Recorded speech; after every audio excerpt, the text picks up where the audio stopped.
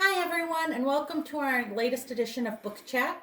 I had a whole list of books that I was going to talk about today, and then the weather dropped. And we are now getting into my favorite time of year, hot dish weather. And so I thought, what better time to introduce you to some of our cookbooks that we have. These are actually here located in our library, so we wouldn't even have to request them in. Now you're asking, why should I use a cookbook instead of just getting online? One of the reasons is that it's more narrowed in your search. Maybe you're thinking, I want a hot dish, but I don't really know what kind. Sometimes when you get online and just search hot dish, you will get thousands, if not millions of hits.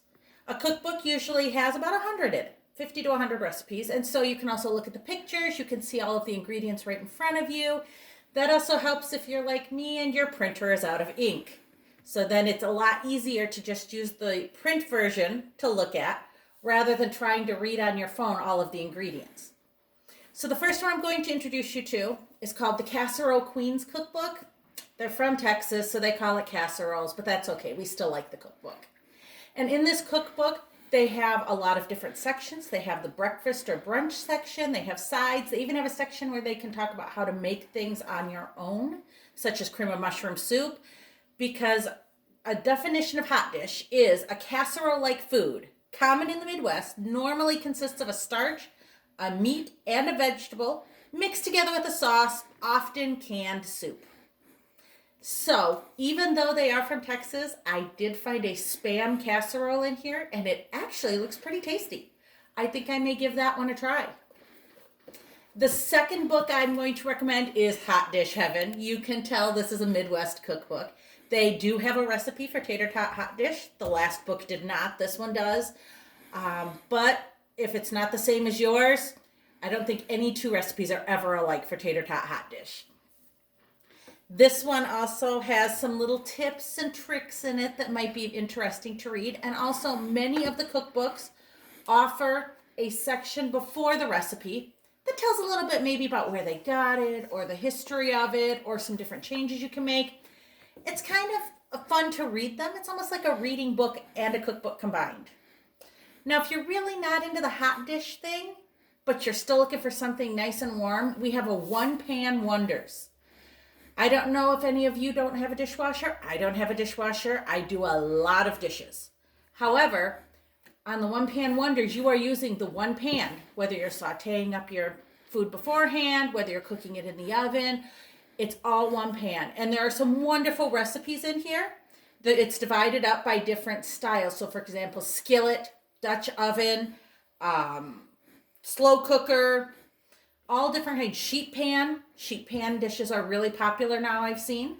And so there are soups, there are roasted chickens, just fabulous ways to make some meals in here. I will show you these other two. These are brand new at our library. We have a Cook It in Your Dutch Oven. Dutch oven cooking is very popular, whether you've got the ceramic coated like this or even one of the cast iron ones that you use for camping. And there are multiple delicious recipes in it. I haven't tried any yet, but I'm looking forward to it. And then we have a book called Skillet Love. And it's all about your cast iron skillets. And if you may have noticed, I actually have sticky notes on the top. I use the sticky notes to mark recipes that I would like to try. I have this book checked out right now, but I'll try to return it in case any of you want it. We also have, in case any of you have gotten a wonderful harvest this year, there are so many books on canning and preserving, freezing, drying, in our entire system. We have several here at our library, and there are also some at other libraries.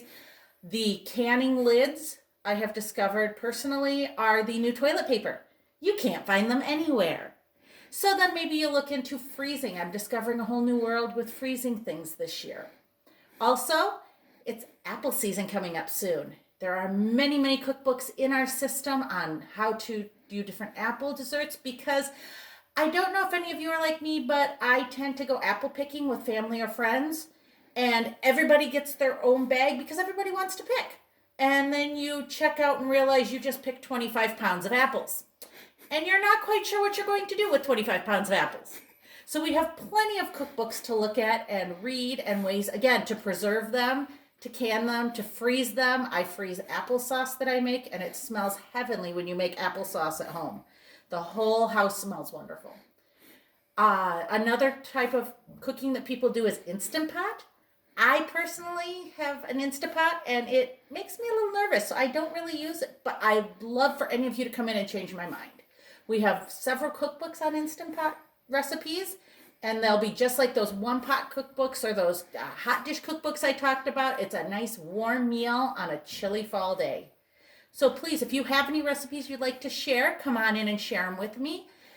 If you need some requests, I would share them with you. And other than that, we will see you next week with Marguerite again. And I hope you all have a wonderful week.